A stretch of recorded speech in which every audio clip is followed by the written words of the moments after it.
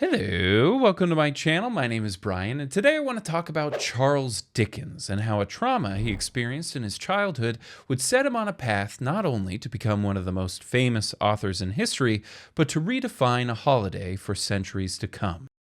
This is the true story of the childhood of Charles Dickens, who would one day become known as the man who invented Christmas. Charles Dickens was born February 7th, 1812, to John and Elizabeth Dickens. John had grown up as the son of servants, living and working in a wealthy household. As a child, he had been allowed access to the wealthy family's library, and through self-education, he was able to leave the lower-class life of a servant behind and get a job as a clerk for the Navy. This meant that he could afford to give his children a much more comfortable childhood than the one he had. Maybe not a lavish one, but an educated one, at a time when education wasn't always guaranteed. He could afford a roof over their heads, food for the table, and clothes for his children, of which he had eight kids, eight whole children.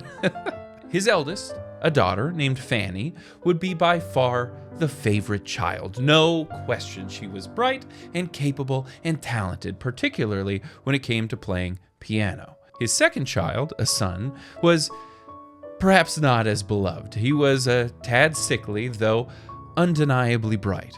That boy was Charles Dickens.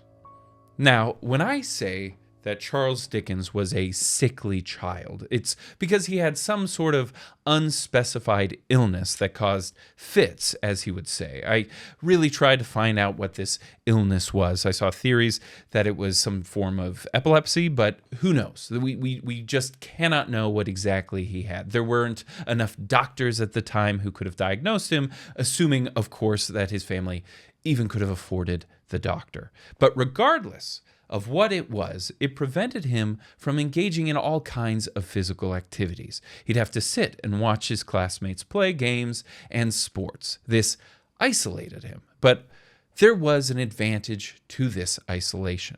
As his future friend and collaborator John Forster would put it, he had always the belief that his early sickness had brought to himself one inestimable advantage in the circumstance of his weak health having strongly inclined him to reading.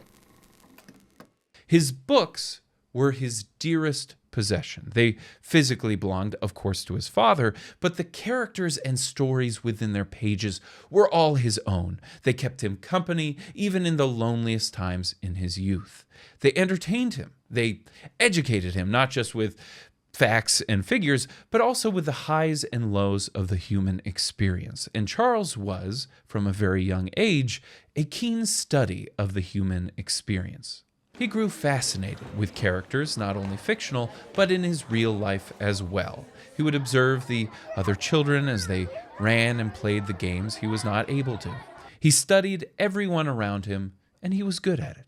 Perhaps this study of the human experience is why he developed an affinity for storytelling, theater, and mimicry in general, something he shared with his mother, Elizabeth, whom he said possessed an extraordinary sense of the ludicrous, and a power of imitation was something quite astonishing. But beneath the surface of this comfortable family life, a problem was brewing. John Dickens, having grown up basking in the comfortable and lavish lifestyle of the wealthy family for whom his parents served, felt that he too deserved to live a comfortable and lavish lifestyle. Despite making more money than his parents ever had, he wasn't wealthy by any means, and yet spent like he was a wealthy man. And when he ran out of his own money, he borrowed from anyone and everyone who would lend to him.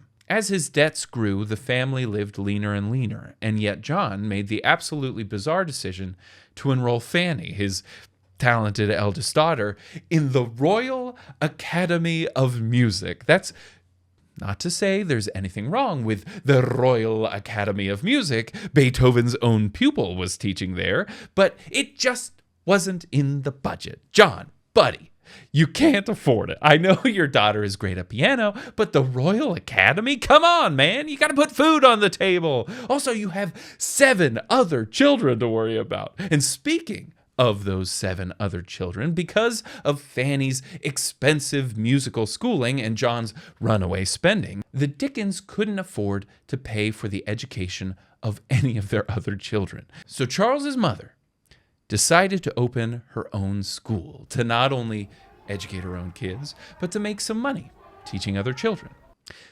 This is despite the fact that she had no experience with teaching or education whatsoever. Nobody ever came to school, nor do I recollect that anybody ever proposed to come, or that the least preparation was made to receive anybody. But I know that we got on very badly with the butcher and baker, that very often we had not too much for dinner. By this point, Charles's father was making about £350 a year, or roughly $45,000 a year today, a respectable income, one that should have been enough to provide his kids with a safe and happy childhood, if not the fanciest childhood, and that's okay. And yet, he was spending so frivolously, burying himself so deep in debt, he actually borrowed nearly that same amount, that $45,000, from his brother-in-law alone. This was just one of his many debts to friends, family, lenders, banks, and Lord knows who else. With their backs against the wall, they decided that it was time for Charles to stop going to school and start going to work. He was only 12 years old. Thus, one cold winter's morning in January of 1824, Charles marched the 3 miles from his family home to the doors of Warren's Blacking Factory, a manufacturer of boot and shoe blacking, a form of shoe polish.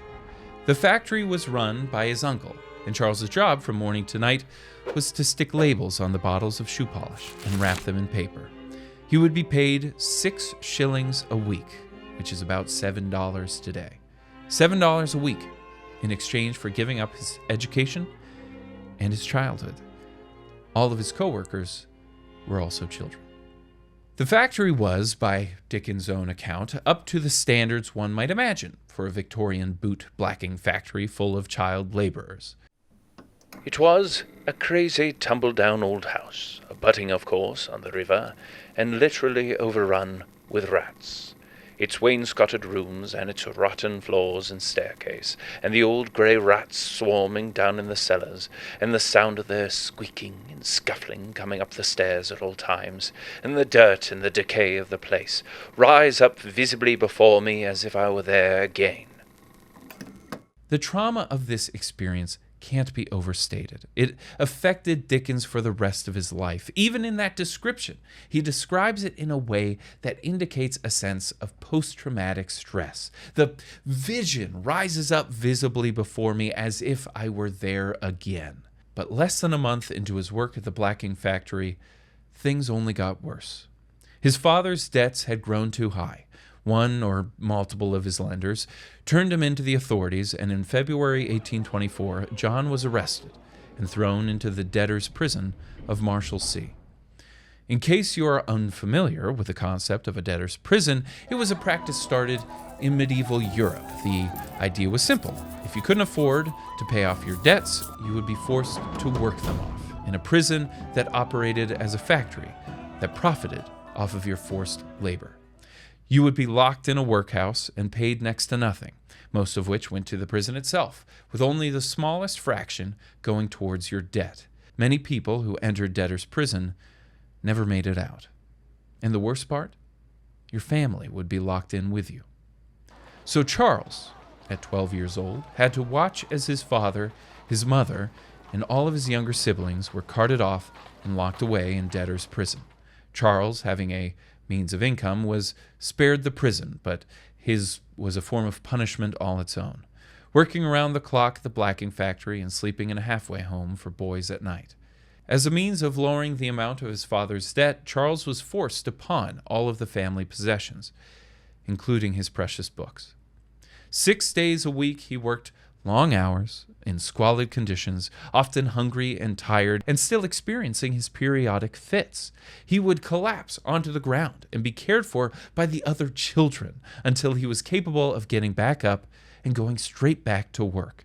On Sundays, he would pick Fanny up from the Royal Academy and bring her to visit their family at Marshalsea Prison. I can't imagine what that must have been like, leaving the nightmare of the blacking factory to pick up your sister from her royal piano school to go visit the rest of the family behind bars. It's an absurd image. Him all covered in dirt and toxic chemicals while she is living in this luxurious fantasy land. Also, I have no idea how she was still in school at that point. Maybe John paid for it up front. Who knows? But she was there, and Charles would pick her up. There was even a day when Charles watched Fanny perform in front of members of the royal family. The difference between the life his sister was living and the hell he was in is just unfathomable. He said of watching her perform, "The tears ran down my face. I felt as if my heart were rent. I prayed, when I went to bed that night, to be lifted out of the humiliation and neglect in which I was. I had never suffered so much before." The following April, Charles's paternal grandmother passed away. In her will, she left a modest sum of money to Charles's father. It was enough to pay off some of his debts, enough that the family was released a month later. Upon his release, John managed to convince the Naval Pay Office to take him back, but then immediately retired on disability. A classic John Dickens move. Could I please have my old job back? Thank you so much. Actually, I'm retiring on disability. Thank you for the pension. In many ways, the family made a miraculous reversal. Sure, Grandma had to die, but in just a matter of months, they went from being locked in a debtor's prison to living in their own home, with John retired and receiving a Navy pension. His debts no longer haunting him. It is as miraculous as something out of Dickens's own novels. And if it was one of his novels, this would be the moment when you'd expect that same happy twist for Charles, that his parents would run out of the debtor's prison straight to the blacking factory, scoop him up out of his dilapidated workstation, brushing away the many, many rats, swing by the shop for the biggest goose they have, bring him home, and they'd all sit together around the dinner table as one big happy family. God bless us, everyone. That would be a Dickensian finish, but that is his fiction, not his reality. In reality, his parents liked that he worked at the blacking factory. They liked that he gave them extra cash each week, even if it was only a few shillings. Even if Charles was miserable and alone and missing out on his education and his childhood. Feeling abandoned by his family, Dickens relied on the boys of the factory for whatever love and support he could get. They got him through the many months of his family's incarceration and supported him when he felt abandoned. He was too far from home to even return at night for dinner, so Charles would eat what food he could afford with what little allowance he was given. But most nights, he remained hungry and simply wandered the streets of London, staring into shop windows and dreaming of a better life. By that point, the factory had moved locations. No longer a shack on the river, it was now on a busy commercial street in the heart of London. And this new location had huge front windows that allowed passers-by to stop and stare at the boys as they worked on their assembly line. It was like some grim Victorian sideshow of child labor. One day, a gentleman and his friend stopped by the window and watched Charles as he worked. The man turned to his friend and said, "See that boy? That's my son." It was John Dickens, strolling by to watch his son toil away in a seedy factory while John got to feel like a wealthy man. John's friend decided to walk in and offer Charles a crown, a coin worth 5 shillings or about a full week's wage for Charles. Charles accepted the coin with a bow and watched the man leave. Charles's father remained outside the whole time. He didn't even have the decency to walk into the blacking factory that day and say hello to his son. And that, I think, tells you everything you need to know about John Dickens. But fortunately for Charles, his father's many faults would soon work in his favor just for this one time, as John had a disagreement with his brother-in-law, which led to Charles being kicked out of the blacking factory for good.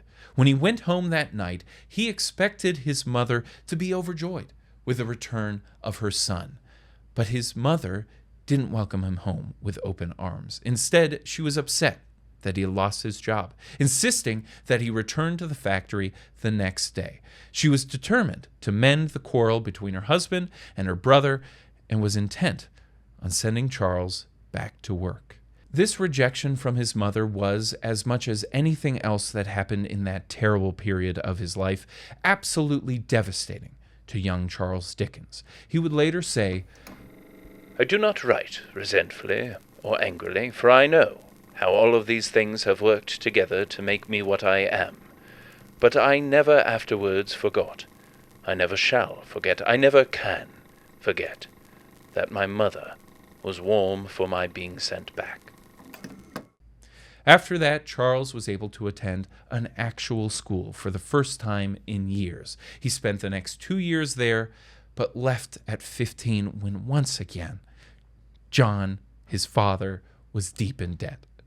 This time, even Fanny was affected, as John just fully stopped paying for the Royal Academy. But since the world shines on Fanny Dickens, the Royal Academy let her stay, allowing her to pay her tuition by teaching piano part-time. Apparently she was actually genuinely a brilliant pianist, and things just kind of worked out for her. It's good news. Charles was happy for her. We should be happy for her. It's just, Charles got the short end of the stick again because he was once again put to work. Since the blacking factory was no longer an option, Charles wound up working as an office boy for a law firm. And this moment was when Charles's life finally began to improve. He excelled in the office work, moving from one law firm to another.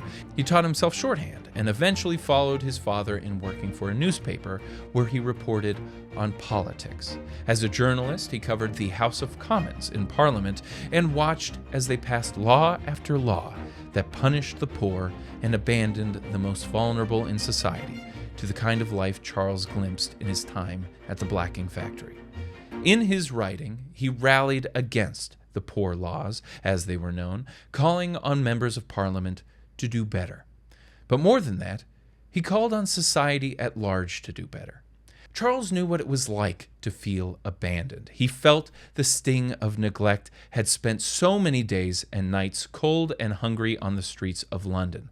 But it didn't leave him bitter and angry, quite the opposite. He was an optimist that things could improve. He himself had experienced both the fall and the rise out of the life of poverty. He had felt abandonment from his parents and from society, and yet he experienced love and support from the children experiencing the nightmare along with him.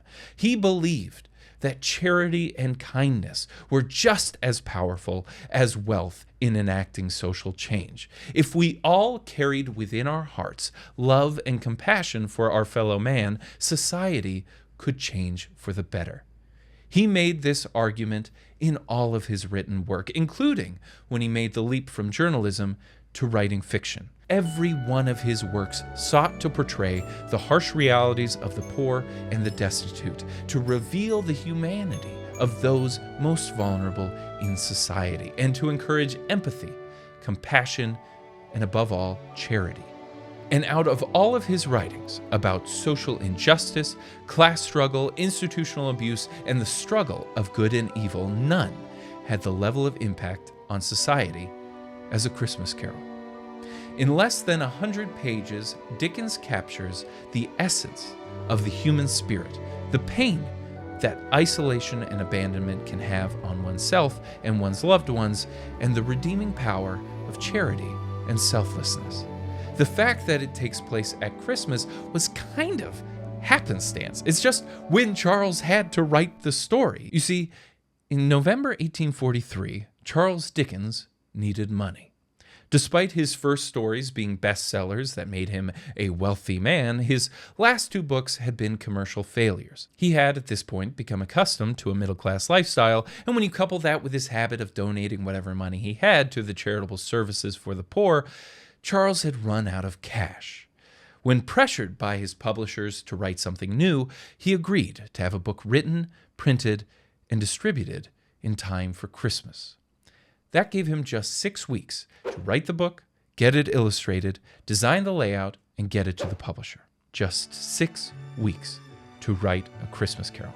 He made it about Christmas because it was going to be released for Christmas. He wanted it to sell at Christmas. It's as simple as that.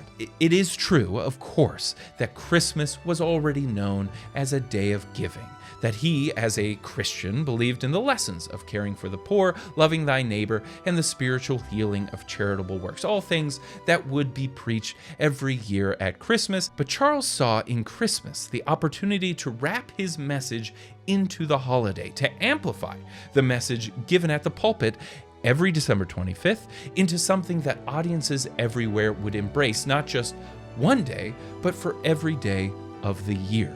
And his message worked, and it worked so well we see it still to this day every December as the Salvation Army rings their bells and gathers donations. There are countless charities, food banks, and worthy causes that experience a flood of donations every year as the Christmas spirit once again takes hold. This is the legacy of Charles Dickens and A Christmas Carol, the message of the story, that of selflessness, charity, and redemption. It was about Charles's own childhood trauma just as much as it was about any religious aspects of Christmas, if not more so.